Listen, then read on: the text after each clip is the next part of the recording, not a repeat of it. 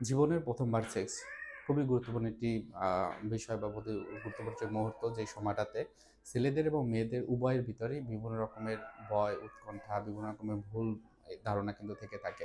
অনেক সময় মনে করে যে প্রথমবার যে সেক্স করার ক্ষেত্রে অনেক সময় বিয়ের পরে দেখা যায় কাপলদের ভিতরে হাজবেন্ড বা তার হাজবেন্ডের পরিবারের অনেকে আছেন যে যারা মনে করেন যে তার বউয়ের সময় এই সময়ে তার প্রথমবার যে সেক্সের বিষয়টি, সেক্ষেত্রে তার আ মা যেটাকে বলা হয় যে হাইমেন বলা হয় বা যোনিপথের ব্লাড সার্কুলেশন হবে, ব্লাড হবে, রক্ত দেখবে এবং তাহলে মনে রাখবে যে মনে করবে যে আ তার যে অ মা বা ওয়াইফ বা হচ্ছে যে ছেলের যে ওয়াইফ, সে হচ্ছে যে এর আগে কখনোই এই ধরনের সম্পর্কে যায়নি। সে হলো তার কুমারিত্ব সে আছে।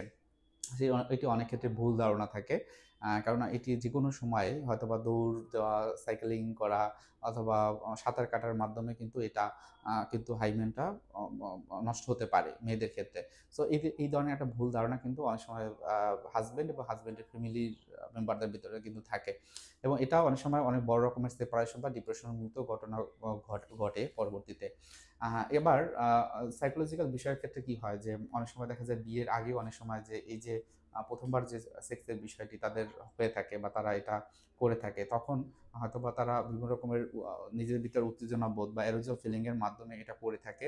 যদি সঠিকভাবে এটা আ না হয়, তখন অনেক সময় কিন্তু তারা ভুলভাবে এটাকে নিয়ে নেয়।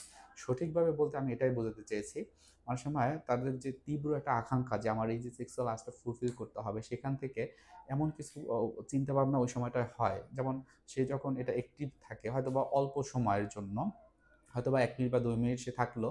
কিন্তু সে মনে করল যে, হ্যাঁ, আমি মনে হয় পারব না। কারণ হচ্ছে যে আমি শুনেছিলাম যে এমন একজন যে সে অনেক সময় ধরে থাকে। তাহলে এটা একটা কিন্তু ট্যাবু হিসেবে তার থাকলো। আবার মেয়েদের ক্ষেত্রেও অনেক সময় তারা থাকে যে আমি যে এই ধরনের যে এক্টিভিটি গুলো করব, আমার পার্টনার কি আমাকে ভালোবাসবে তো? আমাকে পছন্দ করবে তো? আমার শরীরের অঙ্গগুলো কি সে প্রশংসা করবে তো? সো এই বিষয়টা কিন্তু তাদের একটা ভয় বা ভীতি তাদের কাজ করে, একটা অ্যাংজাইটি কাজ করে। সো বিয়ের আগে যখন এই ১ম বার সেক্সের বিষয়টি হয়, আমাদের কাছে যারা সেক্স থেরাপি নিতে আসে, আমরা এটা জিজ্ঞেস করি যে, আপনার ১ম এর যে সেক্সের যে অভিজ্ঞতা সেটি কি? সেক্ষেত্রে কিন্তু দেখা যায় যে বর্তমানে যে সমস্যাগুলো নিয়ে আসে, কোনো না কোনোভাবে একটু হলেও ওই যে ১ম বার যে সেক্সের যে বিষয়টি, সেটি কিন্তু তাদের ক্ষেত্রে একটা সমস্যা তৈরি করে। মেয়েদের ক্ষেত্রেও একই জিনিসটা হয়ে থাকে। ছেলেদের ক্ষেত্রে যেমন হয় যে, যখন বিয়ের পর এই ধরনের সেক্সুয়াল যে এক্টিভিটি করে, ১ম বারে কিন্তু দেখা যায় যে তার টাইমটা একটু কম থাকে। এবং এই সময়টাতে হয়তোবা এমন হয় পার্টনার হয়তোবা পার্টনারকে লক্ষ্য করে যে, আমি যে এটা করলাম, আমার পার্টনার কি, আমার ওয়াইফ কি আসলে স্যাটিসফাইড কিনা? তখন যদি তার এক্সপ্রেশন দেখে যে একটু অন্যরকম, তখন কিন্তু নিজের ভিতরে হীনমন্যতা বোধ হয়। নিজের ভিতরে খারাপ লাগা বোধ কাজ হয়। অনেক সময় মনে হয় যে আসলে হ্যাঁ, আমি মনে হয় কনফিডেন্ট না, আমি দক্ষ না, আমি আমি পারি না। এই ধরনের কিন্তু যে নেগেটিভ যে বিষয়গুলো, সেগুলো কিন্তু তারা বলে থাকেন মনে।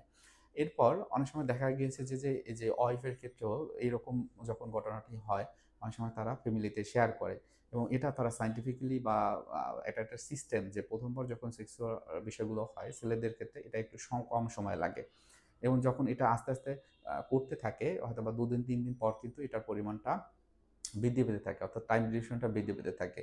সো ওই সময়টায় তারা একটা অতিপ্ত একটা ধারণা নিয়ে যায় এবং অনেক ক্ষেত্রে এটা যখন কথা শোনায়, তখন ওই পরবর্তীতে যখন এই সেক্সুয়াল আর্জটা ফুলফিল করতে যায় বা সেক্সুয়াল বিষয়গুলো করতে যায়, হাসব্যান্ডের ওই জিনিসটা মনে পড়ে এবং তখন হয়তোবা বিভিন্ন রকমের ইরেকটাইল ডিসফাংশন আপনারা জানেন বা প্রিম্যাচিউর ইজাকুলেশন এর মতো ঘটনাগুলো কিন্তু হয়ে থাকে। সো এই বিষয়গুলো নিজেরা যদি খোলামেলা আলোচনা করা যায় এবং যদি এরকম থাকে যে কিছু বিষয় আমাদের জ্ঞানের ঘাটতি আছে, আমরা জানি না, সেই বিষয়গুলোতে কোনো ধরনের প্রফেশনাল কাছ থেকে হেল্প নেওয়া খুবই গুরুত্বপূর্ণ। এটা নিতে পারলে দেখবেন আপনাদের ভিতরে যে একটা ভুল ধারণা, সেটা কিন্তু আপনারা নিজেরাই সমাধান করতে পারবেন।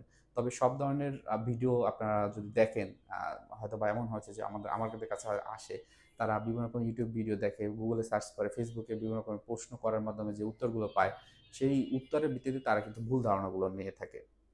এবং এর বেসিসেই তার যে সমস্যাটি, সেটি আরো তীব্র আকারে ধারণ করে। সো এই ১ম বার সেক্সটা যেমন ইম্পোর্টেন্ট, তেমনি অনেক সময় অনেকের সাইকোলজিক্যাল প্রবলেম থাকলে সেই ক্ষেত্রে কিন্তু বিভিন্ন রকমের সেক্সুয়াল যে সমস্যাগুলো, সেগুলো কিন্তু পরবর্তী হওয়ার সম্ভাবনা থাকতে পারে। তো সেক্ষেত্রে আপনারা যা কিছুই হোক না কেন, আপনারা প্রফেশনাল সাহায্য নিবেন।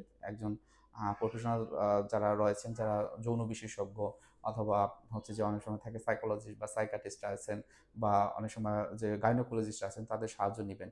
এর মাধ্যমে দেখবেন যে আপনার সমস্যাটা, যেটা আপনি মনে মনে রেখেছেন, যেটা অনেক বড় একটা সমস্যা তৈরি হচ্ছে, সেটি আর হবে না। আপনার প্রোডাক্টিভিটি হবে এবং আপনাদের ভিতরে যৌন সম্পর্কটা আরো আরো ভালো হবে। ধন্যবাদ।